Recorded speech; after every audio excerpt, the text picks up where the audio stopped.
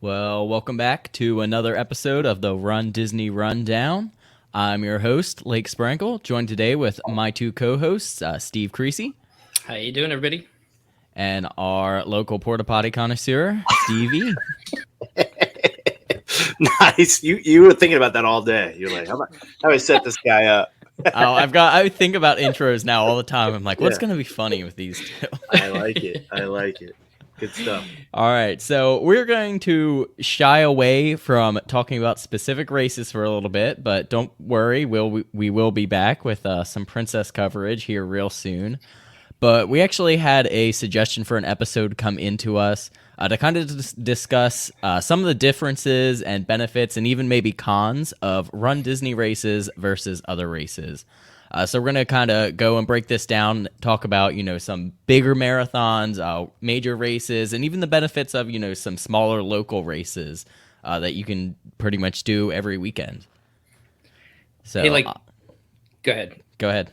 Oh, I was going to say, before we jump into that, no, finish up what you were going to say. Sorry, I thought you were done. I was actually going to pass it off to you to let you continue.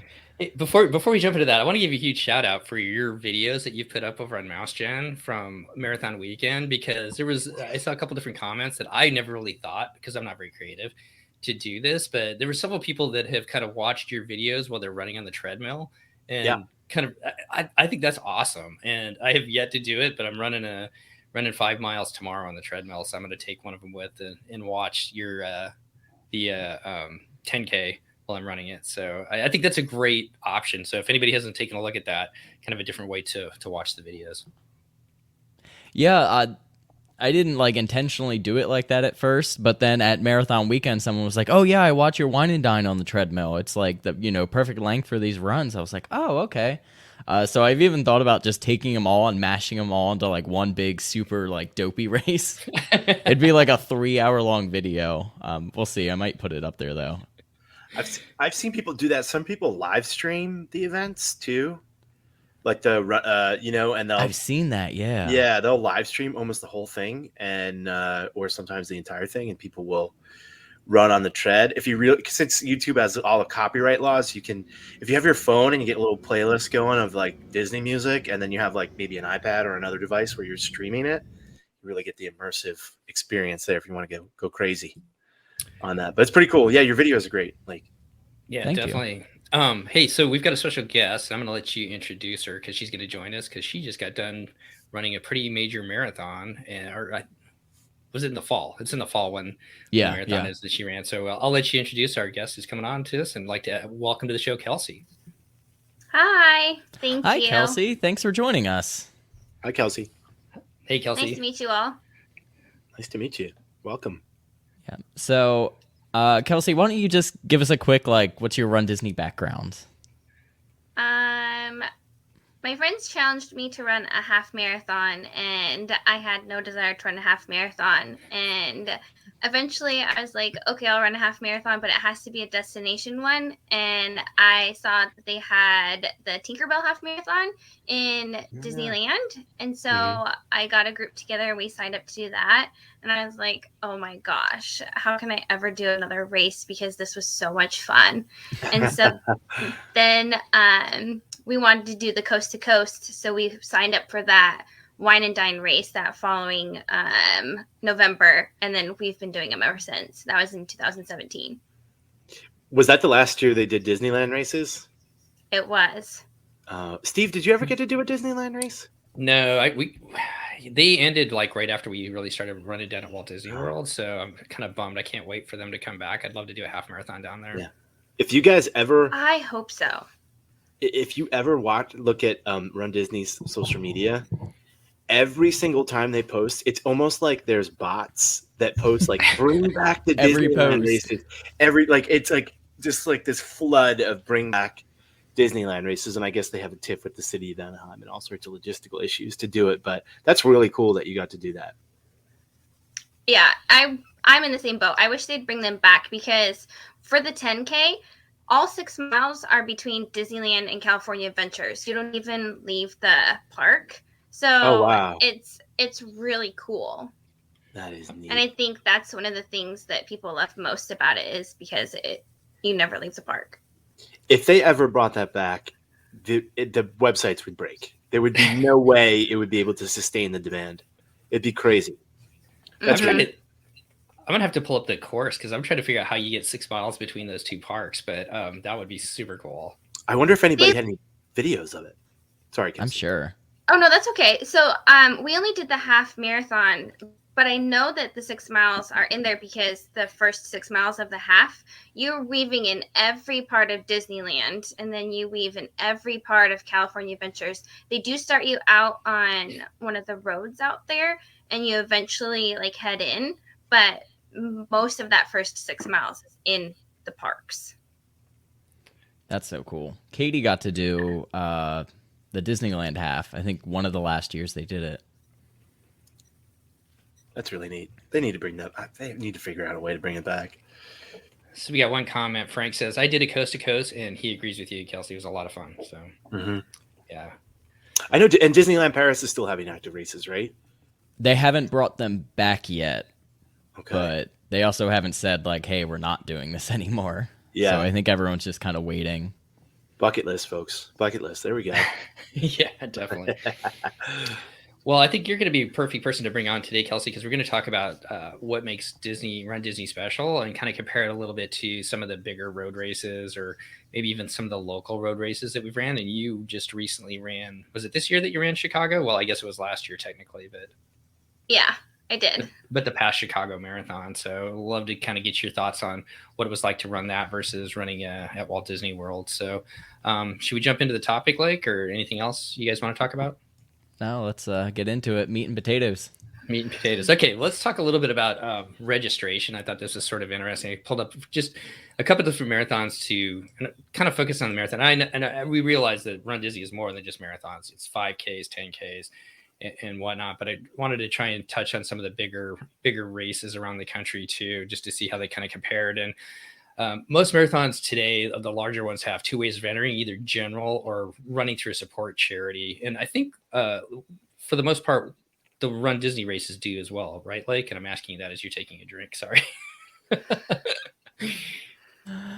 Yeah, for the most part, yes. The only difference, which I think you were probably leading into, is a lot of the world majors have some sort of lottery system as well.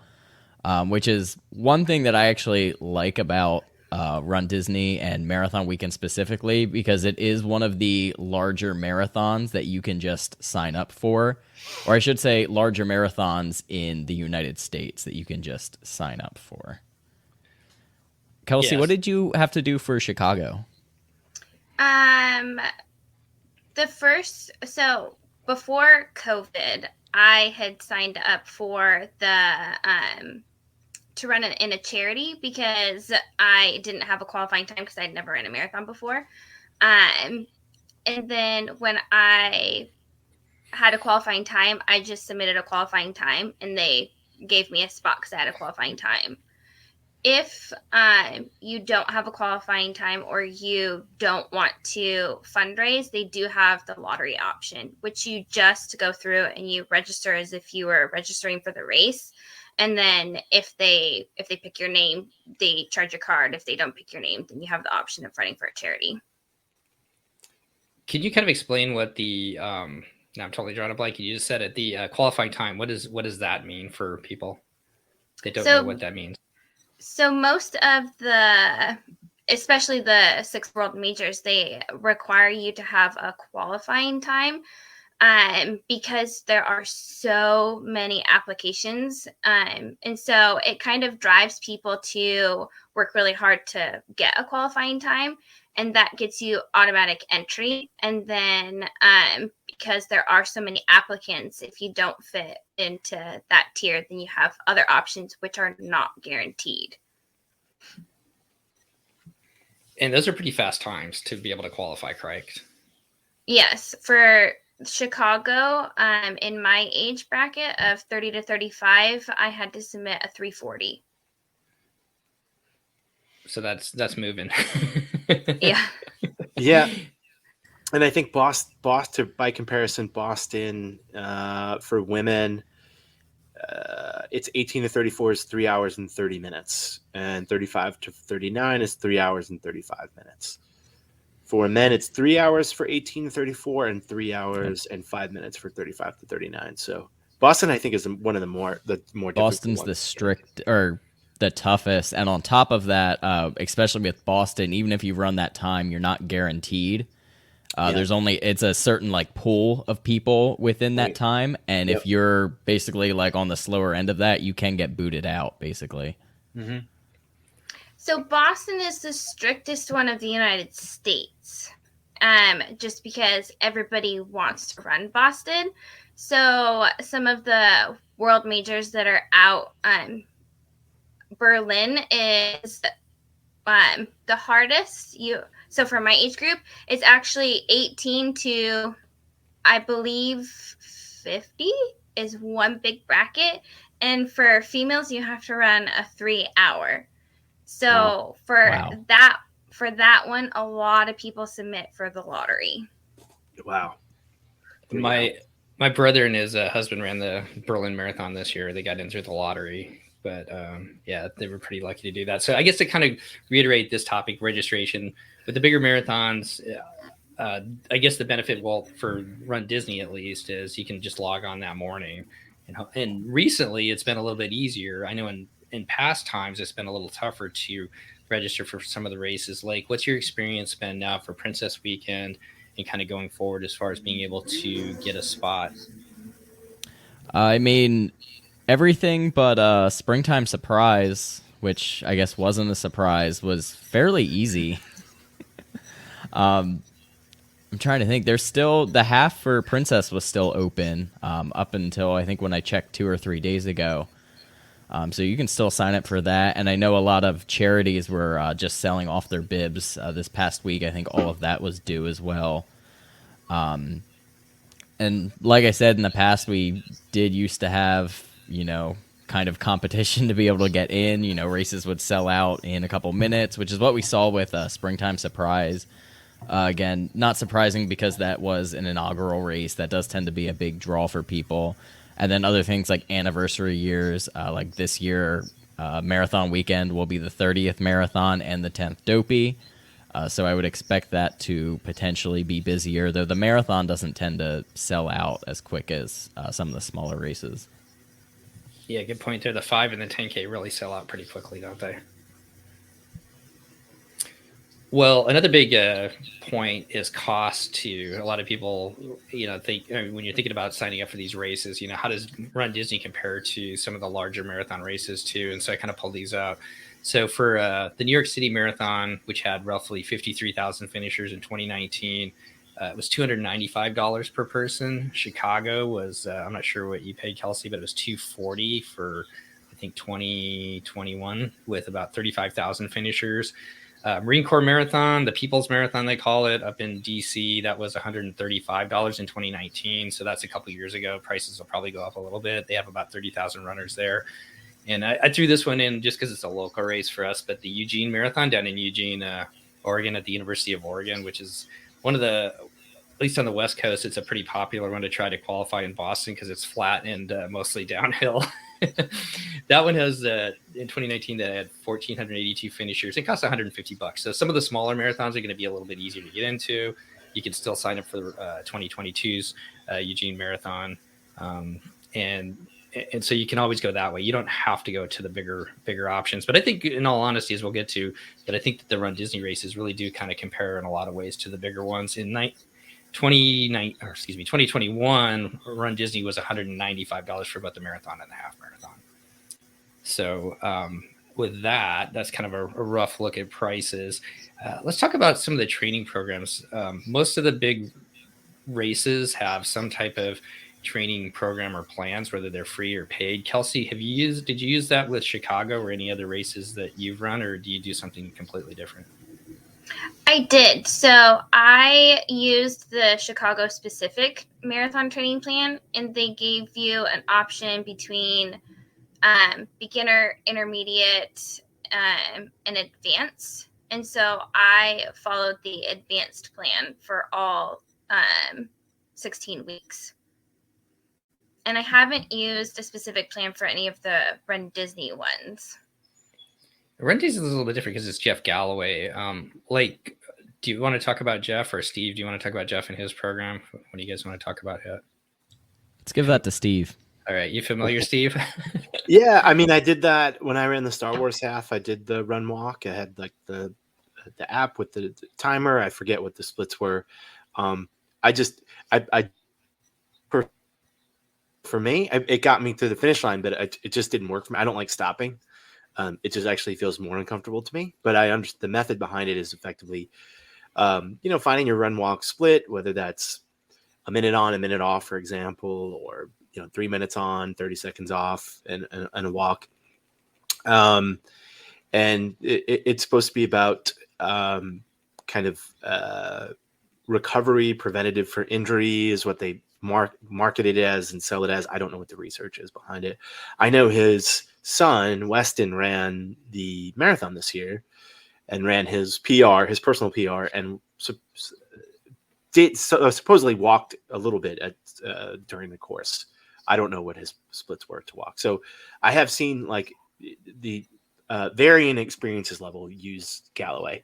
I think he's a good ambassador for the Disney races, because for a lot of folks, I venture to guess it's like their first or entry level race, or maybe only race that they do. So, it's very universally liked, and you'll see all those Galloway pace groups out there on the course, and they'll hopefully put their fist up when they are stopping.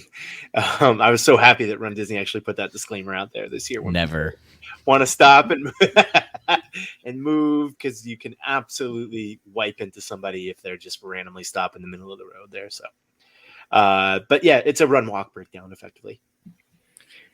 So I was just playing on their website. They do offer some free. I mean, all of Galloway's programs they offer some free options on there, so you can look at whether you're a beginner from the 5K all the way up to the marathon, and then also more advanced running programs. But they're all kind of the run walk. So if you don't want to do that, at least as far as Run Disney goes, you might have to look elsewhere to look for a training program. But once again, these are free things that most of the marathons offer to you to use. A lot of people, I've used Nike, and I've used some other different run programs too. So any other thoughts about training programs, guys, that the marathons offer versus Run Disney? No, not really. Explore getting a coach, I would say, at some point. I think they're very helpful if you can. I think the training plans are really good, but if you're very serious, or you're just like really intent on a goal or PB, if you can afford a coach, whether that's virtual, that somebody just literally writes you a plan, or someone that's more heavy-handed, I think it's definitely worth like exploring to get a coach at some point if you're interested in, putting all your effort into it. I think it makes a big difference. Well, let's move to Steve's favorite part 2, merch. Sorry, no offense to merch, folks. I pay enough for these dang races. I ain't paying for all that stuff. Well, let's talk about the race expos. I'd love to hear what it was like in Chicago, Kelsey, for that one. I've only been to a couple other different ones. One was really small to non-existent, and then the Marine Corps wasn't too bad, but nothing compared to Walt Disney World. What was Chicago like, Kelsey? In comparison to the Run Disney ones, I'd say it was about 2 or 3 times the size. They had a lot of different vendors and race support, and if you hadn't brought any supplies for the marathon, they had everything there for you. And one of the things that I really liked about their expo was the how quickly you went through like the bib process. And so you just scanned a thing, a barcode they sent you, and it popped up your picture on the screen, and then you just went and grabbed your bib number. It was like seamless and quick. So I thought it was really, really, really great. And then they had just tons of different things that you could buy in regards to like Chicago specific or just any of the other products. I'm going to guess there was probably more like major brands there. Like that's one thing that's missing from Run Disney is like you don't get like Brooks or like Hoka or like, you know, major shoe brands there. Was there more of that there? There was, yes. That's cool. Yeah. There was a lot of the bigger names, and I don't know if this is on the same topic, but in Chicago, the Nike store, because Nike makes the Chicago t-shirts and the Chicago merch, the Nike store in Chicago had a deal for Racers 2 for all of Chicago specific merchandise. And there was deals for all of the runners. So what you didn't find at the expo, they had a bigger selection in the Nike store. That's cool. That's really cool. Yeah, that's smart too, because they don't have to pay for extra space at the expo. I think that's something. I have no idea what the costs are for companies to be at the Disney Expo. I would imagine it's pretty costly. I don't know. But I do wish they would integrate a little bit more of that at, you know, not to say that something's serious or not serious, but just a little bit more of like a shoe brand or showcase at some of the expos at Disney, you know, but it's usually just Fit to Run. It's there. They used to before. Oh, really? I think before COVID, it might have been just before COVID. New Balance was always the Run Disney sponsor, and they would have a whole like wall of Run Disney specific shoes. So whatever the race weekend was, they had a, like for Princess, they had mermaid themed shoes, or Toy Story shoes, or some of the other Disney specific shoes. They used to have that. Oh, wow. I forgot about that. Yeah, and they would do like shirts and stuff, because I have a like a racer tank, and it's like Hercules themed. It's one of my favorite shirts, and it was like the last race that they had done that, and I was excited to go back and like see if they had something new, and they weren't there anymore. And then yeah, the shoes were always very coveted, because they would basically launch like a new shoe for each race weekend, and they would just like sell out instantly unless you were like on like the far spectrum of the different shoe sizes. See, that's pretty cool. Missed the glory days. So.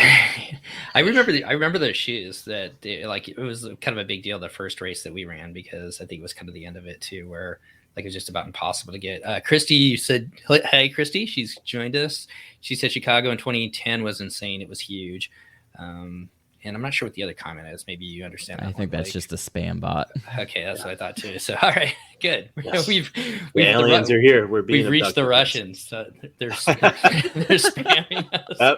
Yeah, look, there we go, right there. They're coming. Protect Ukraine. So I want to say one, like kind of a flip side of it.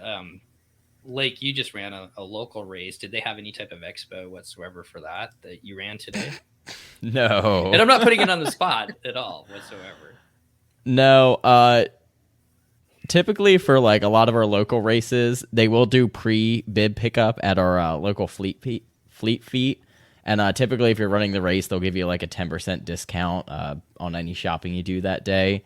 No, this race was like a local trail 10K. I literally like walked up, 10 minutes before the race started and signed up there, because I didn't know if I was going to run it until the night before.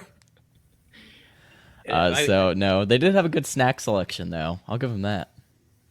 And that wasn't to pick on the local race whatsoever. It's just to say that, like, going and running a 5K and a 10K and have everything that Run Disney puts into it that you get to experience by going to the expo is actually kind of a pretty cool thing compared to most, like, local 5 or 10Ks that you're going to be able to run out there. And I would be remiss if I didn't say, how'd you do today, Lake? I did win the race. Woohoo! So, funny story about this, though. So, it was a trail race, and it was at an ATV park. And, you know, I have that fear of getting lost, like, on a trail race that I think anyone has when you run trails. And they were like, oh, but we'll have an ATV in front of, like, the lead pack. I was like, oh, okay, cool. I'll just follow the ATV. And then I ended up winning doing that because I just didn't want to get lost. Perfect. Hey, by the way, I pulled up on eBay. You can still get some New Balance Run Disney shoes on eBay, anywhere from $80 to up in the 200s. So if anybody's interested, so checking that out.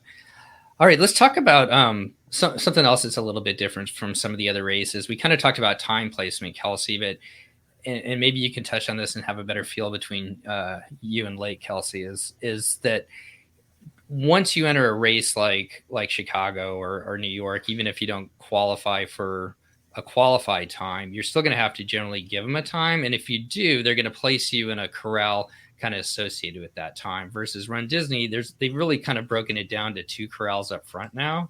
Am I right, Lake? And then after that is kind of, I don't know how people end up where they are. I don't really know what to call what Run Disney is doing right now, to be honest. I mean, it used to be very set. It was like corral A, B, and C were all time-based. And even, I think, possibly D.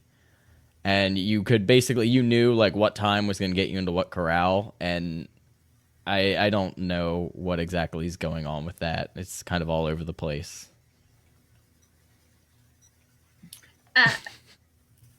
Go ahead. You want me to talk about Chicago? Sure. I really liked how Chicago did it. So their timed corrals were A through E. And so the elites are in A, and then B, C, D, and E are all people who have submitted their times. And then I'm not 100% sure how they base the corrals in the back, but they did a really great job of like making the corrals clear and having the right amount of space. And like there was a lot of people that you could ask to find your corral, but I also felt that it was very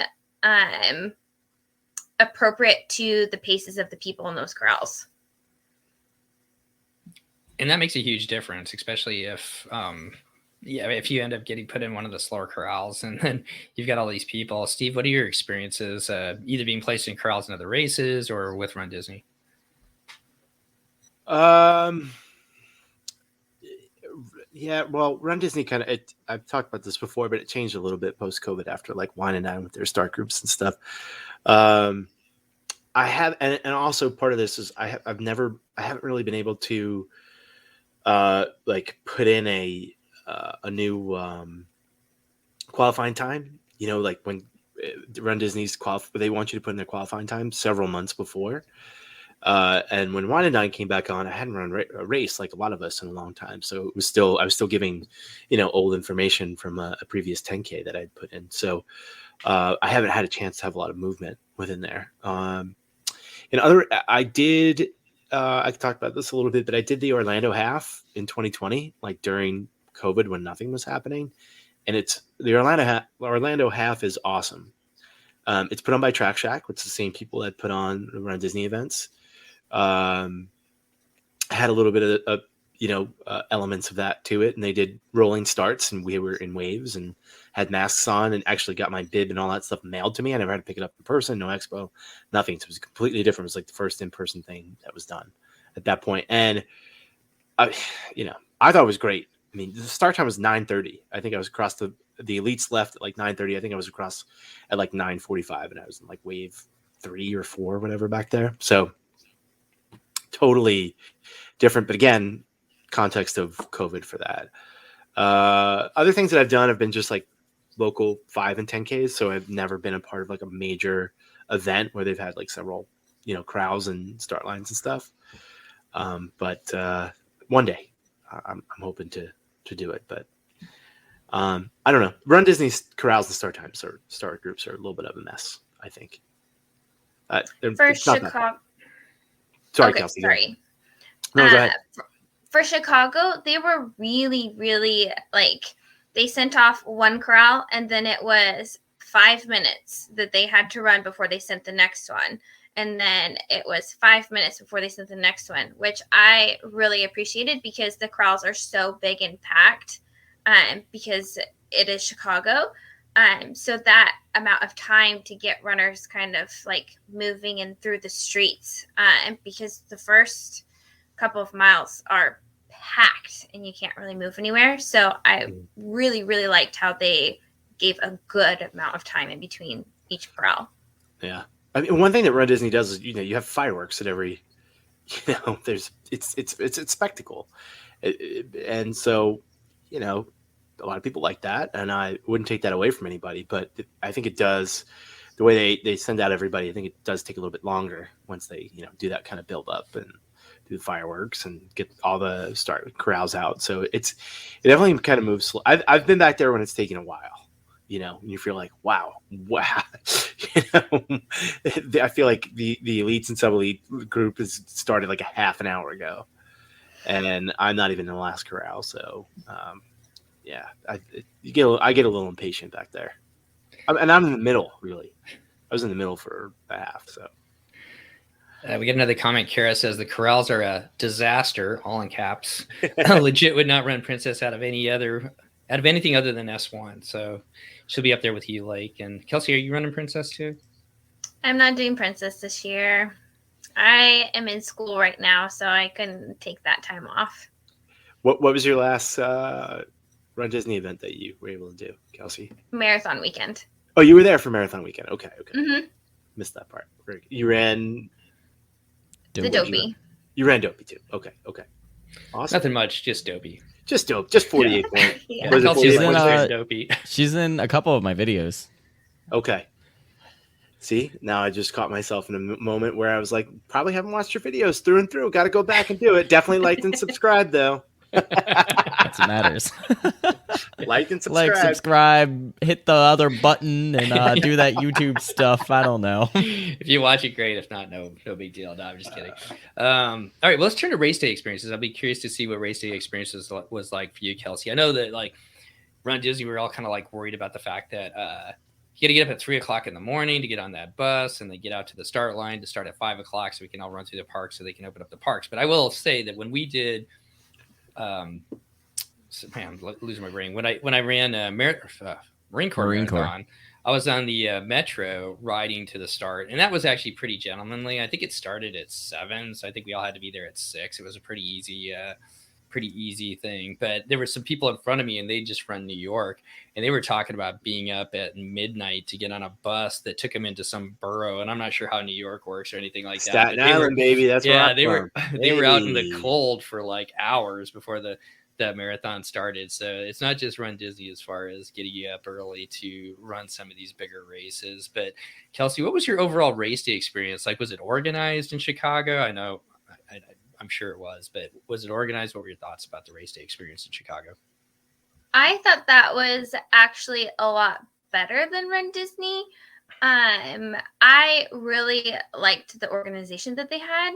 They started at 7, which normally I would like, but it was really hot that day, so I would have preferred to start in the dark. But the whole process of getting into the park where they start it all was very seamless, very fluid. They do send you information about partner hotels. So our group stayed in a hotel that was so close that we just did like a jog to the park because we were so close, and so we did our warm-up that way. But getting into the park was very seamless.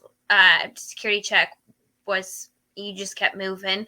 And then everything was labeled with so many labels you could not get lost. And it was very well done.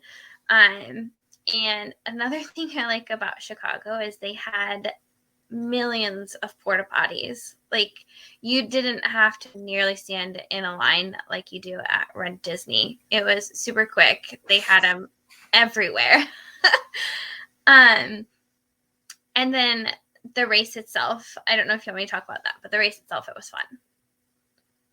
Yeah, we can get to the race here in just a second. Lake, what's been your experience in some of the other races as far as organization? I mean, I haven't really ran anything big that's not Disney, just because the Disney races really are like my big local races. I mean, yeah, we still go and like get a hotel, but I haven't, done really anything else quite as big as that. I am planning on running Space Coast this year. So I'm excited for that experience. I've heard pretty much nothing but good things about that race, and I would eventually like to run some, if not all, of the world's majors. I just have to get fast and get some good qualifiers for some of those, because those are pretty intense. Other than that, like, I kind of joked about showing up 10 minutes before that local race and signing up, but like, how awesome is that to just like roll out of your car right before a race and just walk up to the finish line? Like, there's definitely a lot to say about locals that are like good. Like, it's not all, Run Disney. There's a lot of hurry up and wait. Hurry up, get to your corral so that you can stand in the front for an hour and be cold and get yelled at about your Mylar blanket for an hour. Yeah, we used to do a turkey trot. Although the company that did it's gone out of business, but it was just like a little 5K turkey trot every Thanksgiving, and it ended by a Starbucks. And it was always, it was a small enough race. It was easy to get into and grab your Starbucks and have some warm hot chocolate afterwards. Not quite like having a beer with you, Steve, afterwards. That's why I keep coming back. But definitely low key and enjoyable than being in some of the bigger ones. Let's talk about the actual race day experience. Well, we are talking about the race day experience, but like the course then, Kelsey, as far as like spectators, what did you think of the course itself? And then maybe food, or I'm saying food and beverage, but how do I say that better? Like, it's not really food and beverage like along the course. Fueling and on-course, like on-course support. Is that what you're looking for? Yeah, there we go. What was your thoughts about that, Kelsey? So kind of the course in general, and then fueling and on-course support as well. I loved the course. The course took you, it was a big loop. You did a loop one way and came back in, and then did another loop and came back in, and did a third loop and came back in. And they took you by a lot of the major sightseeings in Chicago, the sports fields and the arenas. But the one thing that I just could not get over about Chicago compared to Run Disney, no joke, every inch of the course has someone. And there are so many people in the city of Chicago coming out to cheer on all these running strangers. But the people, there was no way to like get discouraged, because you have millions of strangers like telling you to keep going and you can do it, and they have all these signs. And the other thing about Chicago is you go through a bunch of districts, so the districts themselves will put out some sort of entertainment. We went through the drag district, and so there was a stage of drag queens up there singing, and then we went through Chinatown, and there was some restaurants that like had little bites of their food for you to grab as you ran by. And then there was another district where I'm pretty sure it was like the pub district, because people were like handing you like cups of beer as you went by. Sign me up. Yeah. And so the race atmosphere, it's incredible. And as much as Disney puts on entertainment, and there's only sections of the course where there are people, whereas Chicago, I loved every inch had someone cheering you on. And even when you go through the neighbors, people had their sprinklers going for you to run through, and were random groups of strangers had like popsicles or red vines, or there was so much random food. for people, so I started Run Disney 2019. Yeah. Has the spectator situation gotten worse? That's what I've understood, that like there's less people that Disney kind of allows out on the course, with timing in which they allow them into the parks and limited, particularly like I think certainly during COVID, they've had some limitations. Does anybody know if there's been like less? I know Christy's here as well. Less people out on the course. I've understood that at one point there was more people out there. I don't know if you guys know. I definitely know, like when you come down Main Street and you're in the Magic Kingdom for the half and the full, there's definitely a lot of people. But for the most part, like a little bit out on Grand Floridian Way, sometimes by the boardwalk, but you know, there's certainly like really nothing at Epcot at all. just cast members and stuff like cheering you on. I don't know if anybody recalls or has done earlier events, but seems like spectating's pretty thin aside from like the boardwalk and over on Main Street. A lot of cars honking. That's fun sometimes when you're running. I don't know if they're making fun of you for being dumb and waking up at 2:30 in the morning, or just like, or if it's a vote of confidence, but I'll take it. Kara made a comment there. Yeah, you can go with that comment, Steve. So I feel like the issue is park reservations and hopping. I used to see family in every park. Now it's Main Street and wherever we have a reservation. Yep. I'll add on to that too. I think there's a lot of different like smaller reasons why spectators has decreased. For one, like parking at resorts is basically like non-existent if you're not like, yeah, I'm here to pay a lot of money to eat your food. Mm-hmm. If you want to park at the Poly, which the marathon goes right by, they're going to basically laugh at you and say, no, go park at TTC and walk over here. But I even heard like people were having trouble getting to the Poly from TTC because too many people were trying to do that. And then on top of that, if you look at the marathon course specifically, you're basically running like 15 miles on like back roads now. Whereas before, like even Osceola, you can kind of get out to Osceola pretty easily. And I believe they would let people over in at the ESPN area before. Mm-hmm. So I could definitely see where a lot of that has cut back as well. I do like to see spectators out there. I think a major marathon would be a lot of fun to be a part of, for sure. I mean, there's definitely nothing more hype in like any Run Disney race than when you're like getting into Main Street and everyone is just like cheering like crazy and you're running in towards the castle and they're playing music. Like that is like peak like motivation and like that's like, yeah, this is why I'm doing it. This is why we're here for this. But I need that at like mile 10 on the on a half, or like I'm sure mile like 18, 20, as opposed to like at the halfway point, because then it's all like downhill from there. Not literally, but you kind of you like that kind of boost towards the end when you're hurting. But no, I get it. It's hard. It's not an apples to apples comparison to have the Disney Run Disney event to any other, major city, or Abbott, World Marathon. I think there's pretty stark contrast between the two events. And I think we've kind of developed our own community around the Disney events, and that keeps me coming back. And I think a lot of people have. We've mentioned that in other episodes, and I just think that. Where I think that, and you also probably have to be at least somewhat of a Disney fan, or you don't have to be, but at least be open to being entertained, with Disney songs and characters and so on. But whereas other marathons, the city is kind of the muse, right? So I'll let you take the comment by Jared Lake. Maybe can you touch on that one? Yeah, so basically, long story short here, he asked if they charged to be a spectator, and then asked about the cheer squad, which I don't believe cheer squad is happening, but cheer squad basically used to be like a paid spectator experience, and I believe they actually like took you around to certain points, and then you also had like your own set of bleachers at the finish, so you always had a good seat. But other than that, which like I said, I don't think is currently happening right now, you do not have to pay to spectate. Even to get into Magic Kingdom, you do not have to pay. They have a set amount of hours that they say, yes, you can come and spectate. It's usually like 5:30 a.m., like right after race starts, until like 7:30 or something like that.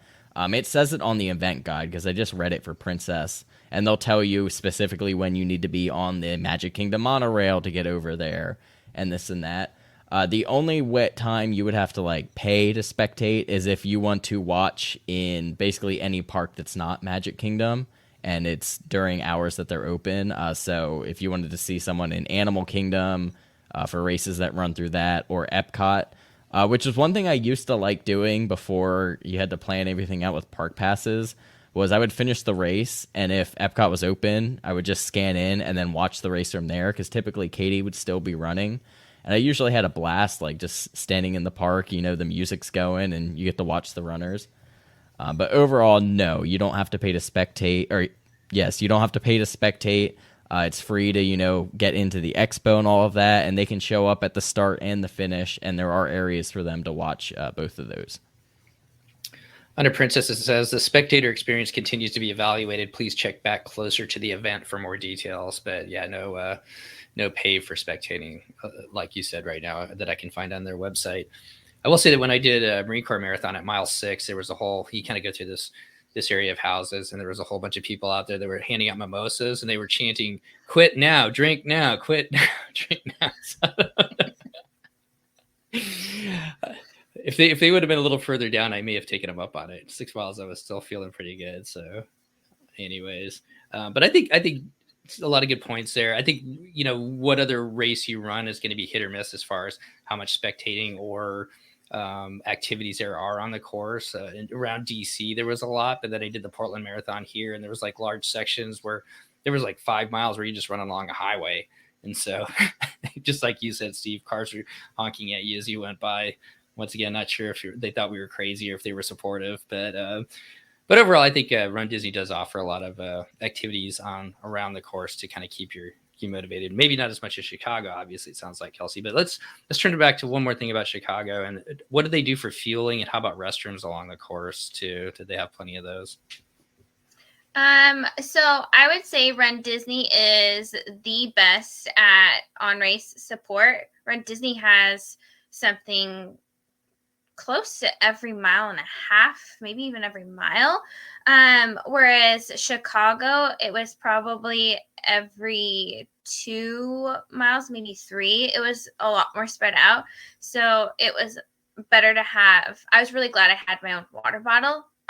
Just because there were some points where I was like, oh, I need water, but there's no water. And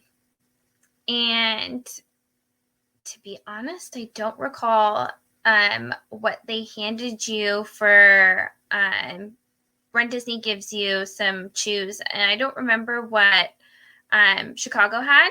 I do know that towards the last third, they were giving out bananas for people who needed bananas, but there was also so much other stuff from just random strangers of gummy bears and candy and oranges, grapes.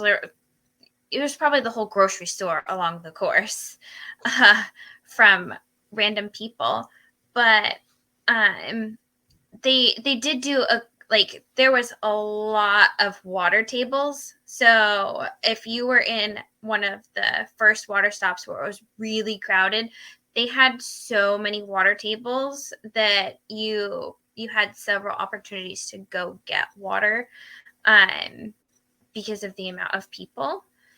And then their aid stations, they were really good with, they had a lot of aid stations, like the medical stations. And they did a really good job on being ready for you if you had to go by. I didn't stop, but my friend did, and she grabbed some BioFreeze, and she said literally they put it all on for her, and they had these spray things. They were spraying BioFreeze, and she was on her way. So they are very prepared for everything.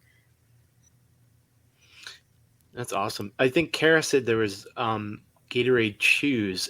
Gatorade, I think, was the sponsor for the Chicago Marathon.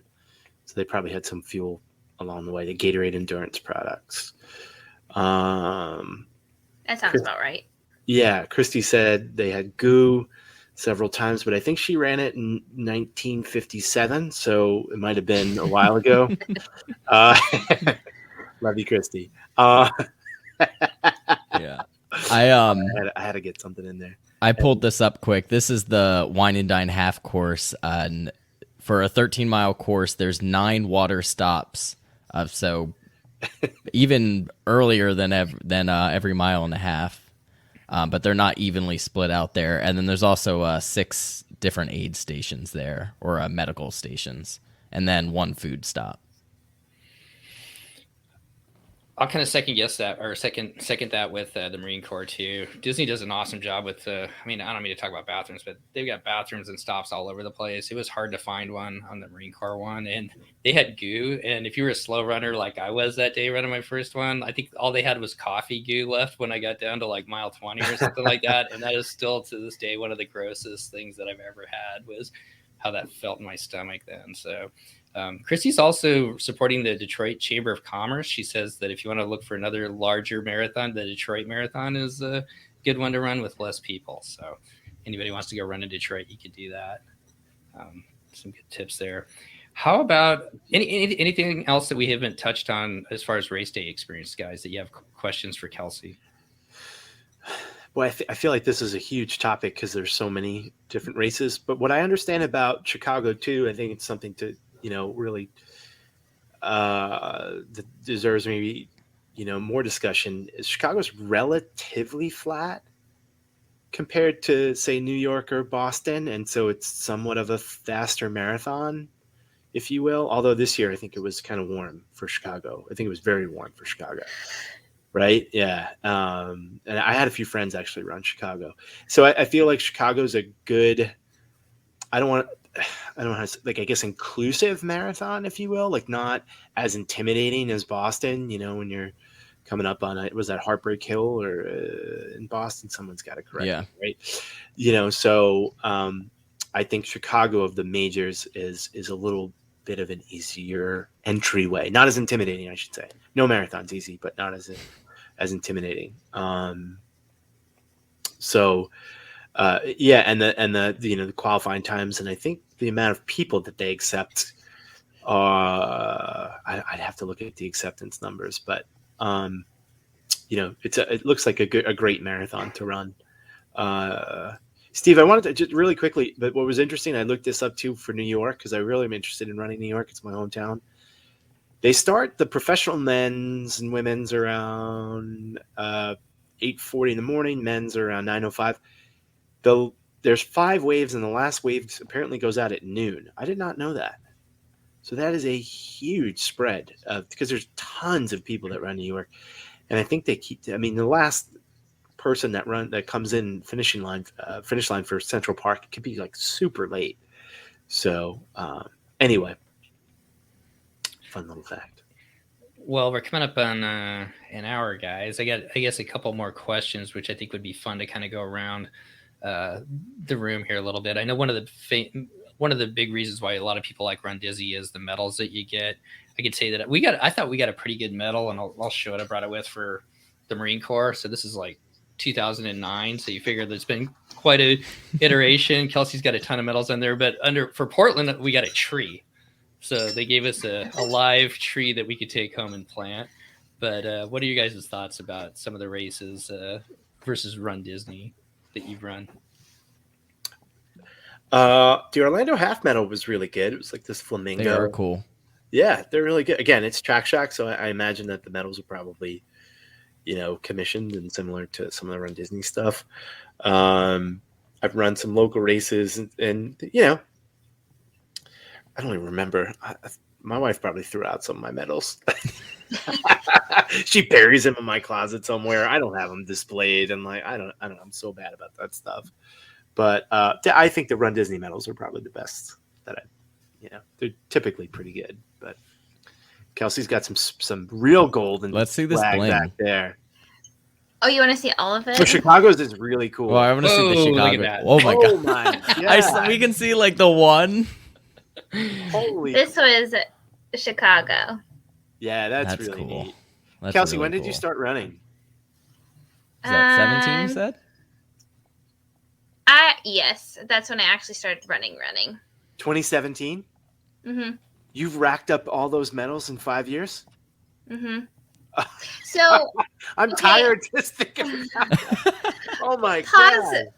When I turned 30, one of my goals was to run 30 races in my 30th year. So I ran 30 races. We need a separate podcast just about that, Kelsey. Oh my God. You just dropped a 30 and 30 on us. That is pretty cool. That's really cool. And so one of the requirements was my last race had to be a marathon, and that was my first marathon. Wow. That's cool. That's really cool. Christy said that Chicago's the flattest in one of the flattest courses in the country. Chicago pre-COVID was like 40,000 people, and she's asking Kelsey, what metal hanger do you recommend? Oh, I buy mine from Detroit Metalworks. They have they have a lot. They have like city specific, major specific. They have some that are not copyrighted, kind of look like Disney hangers. Yeah, cool. there's They're a real lot cool. to choose from. So, like, how about you as far as medals go? Any thoughts there as far as some of the Disney medals versus other races? Well, like I said, I haven't ran anything like major outside. I am excited. Like I said, I mentioned potentially running Space Coast, and those medals are really cool. They're always some sort of like space shuttle, and they have their own series of like different challenges and stuff, and they're all really neat. So I am excited for that because a lot of other races have really cool medals. Now, if you run a lot of your locals, a lot of times you kind of end up with that little like die-cast medal. I've got a ton of those, and it's got like that like generic ribbon around it. I've got the red, plenty white, of blue those. One. Yep, the blue. But I mean, Run Disney does good medals, and they've definitely gotten better in like the last 3 or 4 years for sure. I just pulled out. I was hanging up some medals, and I had an extra little. Like it's a little desk thing that you can put the medal on instead of hanging it. And I had an extra one. I just reached into like the random box of medals because they're still in a box from when we moved.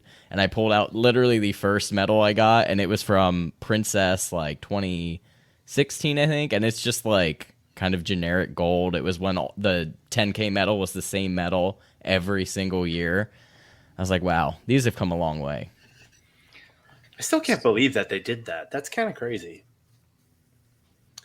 I think they realized at some point, who knows, through some sort of a survey, that people honestly run Disney events because of the medal. Like they literally, that's what draws them to a race. It's not a small cohort of people that run a race just for that particular medal. However, that is tricky because if you sign up and wait for registration to be open and then wait for the medal to be revealed to sign up, you have a good chance that you'll be shut out from that event. So tricky, but people do, and people just buy them on eBay, which is, wow, is that weird? Sorry if I offended anybody that's bought a medal off eBay. You are bizarre, I have to tell you. I saw my medal going for like $250. I'd be like, please take this thing. I did see a lot of people this year who would post, those searching for medals because, unfortunately we had a lot of people forced to, not be able to make it either because, them or someone in their household tested positive for COVID. So I know a lot of people were like trying to buy medals afterwards because they're like, oh, I'm going to do my own virtual thing now. Because, if you did all the training and then, your son, husband, or you got COVID and now you just couldn't go to this whole big adventure, that does suck. So I get that. Make me feel bad about myself. Like, thanks. Okay. Literally like any other scenario before that, I would have agreed with you though. No, you know what? They should have offered a virtual option for people to convert it into a virtual option. It really, if you couldn't make it because you were yourself or someone else tested positive for COVID, they should have offered a virtual option. I thought, but it is what it is because people they really get excited and they want the medal and they want some virtual. Because I did the virtual half in 2020, which was I just ran it in my neighborhood, obviously, and that's like one of my favorite medals that they made. It was awesome. It was really good. It was like there was no step down in quality whatsoever. With some of their virtual stuff. Have you guys ever done like the virtual 5K summer series? I signed up for it last year. Was it Marvel last year? No, it was Lion King. I take it back. It was 2 years ago that I signed up for it then. You did attractions. Like parks. Yeah, attractions. Yep. Yeah. Oh, yeah. With the old like ABC tickets and Yep. Yeah. Oh yeah. Do you have those handy, Steve? No, and actually, I gave one away to Christy, and I gave one away to Chris, I think. So That's Oh cool though. my goodness! I kinda People gave get away. medals for races they didn't run. What is Yeah. happening? I think I made them run something before they did it. Maybe. I'm busting Christie's chops tonight. She's not even here. All right. So okay. So our last topic, and I kind of put it down. I think Run Disney always gets a good pat on the back for being a good, friendly place for people to run.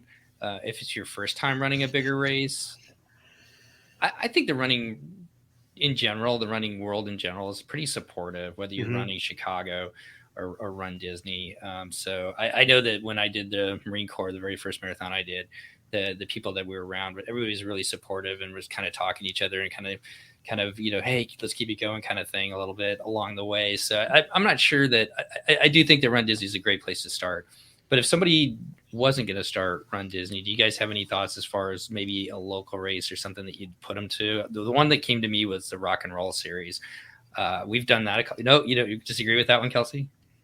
No, I have done quite a few rock and rolls here in Seattle. Oh, good. And Iron Man just bought them out like 2 years ago, I think, maybe 3. But since Iron Man brought them out, they have gone downhill. Their customer service is awful. The last rock and roll that we did was in 2019 because they canceled 2020 for COVID, and then 2021 they just had a lot of reasons why they couldn't do it. But in 2019, they the support on course, there was nobody at the water stations. The volunteers that they did have were like sitting on the ground next to it. The goose station that they had, everything was in a box, so you had to run by and grab it out of the box. Open the box. Yeah. Sorry, hold on. Literally. I just want to cross them off the list of potential sponsors. Well, I'm glad you're here and brought that up, because we had a really good experience with them, but it was like 2015, which we did a half, and so it's been quite a while ago. So I loved 2017 and I loved 2018. Both of those I thought were really great. And then when the organization switched, there were parts too in the last one we did where it was really steep in certain parts of Seattle, and there was no warning. There was no people around to be there if somebody fell. It was really steep. And then the start line, the whole start line was a mess. We had to hop fences to even get into our corrals. They didn't have signs for bag check, so you went on a scavenger hunt for bag check. And then the finish line, it was all a mess. I'm only doing this year because I had signed up for it at the Expo of 2019, but after this year, I won't do any more. So on that note, do you have a better suggestion? Or one that Actually, anything but? So because rock and roll is kind of a stink, my next adventure is to do the vacation races. Yes. You just ran one of those as well, right? I did the Mount Rainier, which was amazing, and their race organization for during COVID times was absolutely amazing. I would really like to run some of those races. Very cool. Their medals are super cool. They just decided to bring one to Florida, and unfortunately, I don't have a lot of interest in running that one because. Do they do Big Sur? They do a run. I'm not sure. No? Okay. They might. They do a lot of like copy races that like already exist, and then they just kind of run it through their own organization. Is something I did find out.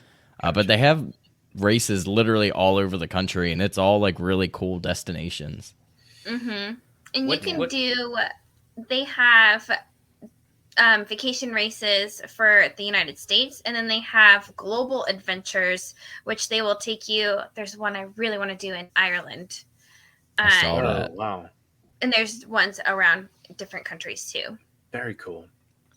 So go to, if you haven't heard, I'd never heard of this before. So go to vacationraces.com if anybody's interested in this. They have half marathons, ultra marathons, and as you said, kind of all over the U.S. and also some outside of the U.S. as well. So that's a good suggestion for something different than Run Disney if you're not going to be able to make it down to Run Disney. That was more like trail race, right?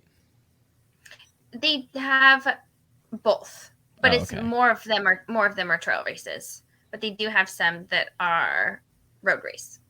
Okay. Lake, Steve, any thoughts on that before we finish up with our last question, I guess? Nope. I don't know if any of you guys have ran it, but another kind of similar to the rock and roll style where they have races all over is the Best Damn races. I don't know if anyone's ran any of those, but I've heard pretty much nothing but good things from them. They just did St. Pete was yesterday, and they'll usually do a whole series through the weekend. I think for St. Pete they had a 5K half and then an 8-miler and a 10K, I think. Yeah, I've seen them advertised around here. I've run. I haven't done a Best Damn race, but I have run a race in St. Pete. It's pretty fun. It's very flat and good. Although it was in May, so Florida's just, you got to roll the dice down here sometimes with weather. You never know. It can be incredibly hot, no matter what time of year it is. But I definitely want to expand the horizons for sure. Well, I guess as we kind of finish up, this was kind of a look at some differences between Run Disney. We kind of touched on mostly your experiences at the Chicago Marathon, Kelsey. I'd love to go around and get everybody's, and I'll let you know what the question is before we finish up, is like, what is your one thing that you do enjoy about the Run Disney races for people as we do that. But before we get to that question, I'll give you a couple of seconds to think about it. Princess Weekend is coming up February 24th through the 27th. I know you're running in at Lake, you and Katie. And Steve, are you running it? I can't remember. Oh, no. Okay. What's your thoughts on a show for that? Do you see us doing something before the race or afterwards? If we could do something before, I would love to make that happen, as I'm sure many others would. Yeah. So look for that. We'll put something together here in the next couple of weeks before February 24th comes. But let's just kind of go around the room here a little bit, and we'll start with our guest. If you're ready, Kelsey, what's something that makes Run Disney special for you? I think one of the things that got me hooked in Run Disney is the atmosphere. I absolutely love all the different walks of life, all the different athletic abilities, all the different goals that people are running for, all the stories are so inspiring. And getting together and just seeing how happy, excited, enthusiastic everybody is, even after they've run, everybody's in pain and they're all still like smiling ear to ear. It's so great. I think one of the things that I will never, ever take for granted is the community of people that I have met through Run Disney. Yep. Steve, what about you? No, I think Kelsey, you summed that up pretty perfectly. It's become, if it was going to be like just a one and done for me, just something I wanted to challenge myself to do, is I never thought I'd run, a half. And get to that distance, and then it became like, I met other people, and it just expanded, and the community's really great. It's a very big spectacle. It's, at this point, I would not say it's a place that I think that, like, it's not like a pure runners event, if you will, which is a good thing and a bad thing. I like sort of the easy access, less crowds, reasonable start times of other races, things like that when you really want to run. But Disney obviously knows how to put on a show, and like the spectacle of it's really fun. So yeah, that kind of draws me in a little bit. I do think I'm ready to kind of branch out and do some more local stuff and just mix it up a little bit, for sure. And also I just want to say, Kara ran the Donna today. In Jacksonville, they had a half and a marathon. That's really cool. Congratulations. Awesome. I know I saw it was windy. Pretty good weather, but I thought the winds were pretty high there. So I was wondering how the people were going to do. It looks like didn't impact times too much, but that's great. Yeah, I heard it's a good race. So it's up in Jackson. I was just pulling it up as she said that. She said she highly recommends it. The amazing support and cheering on the whole course. It's up in Jacksonville, Florida. If anybody's going to be down in the Florida area or listening in the Florida area, and the February will be next February. This is the 15th, and it helps support, helps finish breast cancer. Always a good worthy cause there for sure. Lake, I think Miami was today too, right? Miami was today too, huh? I don't know. I'm pretty sure. Yeah. I gotta look that up. I think Miami was today. You weren't running it, obviously. No. Yeah, Miami was today. Lake, how Miami about Marathon you? was today. Our glorious leader in Run Disney here. I don't know about that. I mean, for me now, it's definitely the people. All the people that we've met at races. I mean, you guys, literally met Kelsey and the whole like group, literally in the corrals on race day. Like that's how basically I think everyone met each other for the most part. And it's just like so fun to get back together, especially this year. Like marathon weekend was pretty much everyone's like back to racing. Just to see everyone after literally 2 years and like catch up, and then everyone hanging out, waiting for each other to finish at the end. It's just so fun. And, getting to see all these people, accomplish these first time goals. People running first marathons, first dopies, first half marathons, 5Ks, 10Ks, whatever it is. Run Disney is just a really great platform to really get people up and going. And that's what's great about it. Yeah, I'm not sure if I have anything really to add to what the three of you said. I really like what you said too, Kelsey, about the multi-generations and just all the different gamuts of how, people's run wherever they are on their journey in running. I love seeing all those different people being out there and kind of experiencing it together. And I think Disney does a really good job of making it a welcoming and a great environment to do that in. So I think that's it for today. Like, you want to take us out of here and finish it up? But I would like to say thank you so much for coming on, Kelsey. It's been a pleasure having you on. It was fun meeting you. I don't know if you remember, I met you in the corral, but it was kind of dark and during the half marathon. But he was also scared of being in Corral A. Do you know the episode of Friends when Matt LeBlanc's character, I think it's Matt LeBlanc, like he wears all the sweatpants, and like all the pants, and starts doing like the squats and stuff. Like, I dare you to put all those medals on at the same time, Kelsey. That's what it made me think about. Like, just put them all on and just try to walk around with all that bling on you. Man. Sorry, I don't know why I thought of it. That made me think of that. Like, I wonder, those are a lot. It's a lot of medals. Oh man, I see a TikTok video coming out of that, maybe, or something like that. Yeah, yeah, like doing like strengthening your neck with the presses. But anyways, thank you so much, Kelsey, for coming on and sharing your experiences with Chicago. So it was really having fun having you on tonight. Thank you for having me. I appreciate it. It was fun to be on here. Yeah, absolutely. It's fun to get to bring people on. I mean, that's kind of why we do this show is, I said, I just want to talk about Run Disney. Have a good time with friends. Sometimes, drink a beer while we do it. But I'm going to DM Brittany, is it Charbonneau? I believe her name is. The winner of the Dopey Challenge. Yeah, come to our super low-key Run Disney show to talk about the thing that everyone keeps asking to talk about. Please look her up if you haven't. She won Dopey. It's awesome. She's been doing a lot of podcasts. That was really cool, actually. Yeah. Yeah.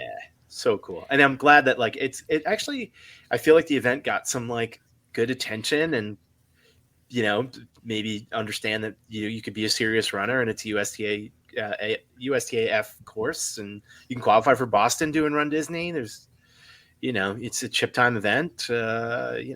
You could take it seriously. There's nothing wrong with that. And still have fun. Yep. But I think that's going to do it for this episode. Thank you all so much for watching. Thank you for everyone who was in the chat. We had a lot of questions and a lot of just different comments tonight, so that's really cool. Steve, why don't you let us know where people can follow you and get a hold of you guys first? Yeah, you can follow us over at the DCL podcast. I guess at some point we need to talk about maybe finding another, putting it on like its own podcast feed, but you'll be able to listen to this at least for now on the DCL podcast if you want to listen to just the audio version. If you can't listen to it or watch it on YouTube, but check us out over there. Yeah, and you can find me at MouseGen on YouTube, as well as mouse.gen on Instagram and MouseGen on Facebook. Most of our content is YouTube focused, just like this show for us here. We will be at Princess Weekend, and we will be doing lots of filming there, and we have all the different race videos from Wine and Dine, Marathon Weekend, and all sorts of reviews and stuff from many, many other Run Disney weekends. So if you haven't, make sure to like, subscribe, ring the bell, all of that fun YouTube-y stuff, and we will see y'all next time. Bye, guys. Here's- Bye, everybody.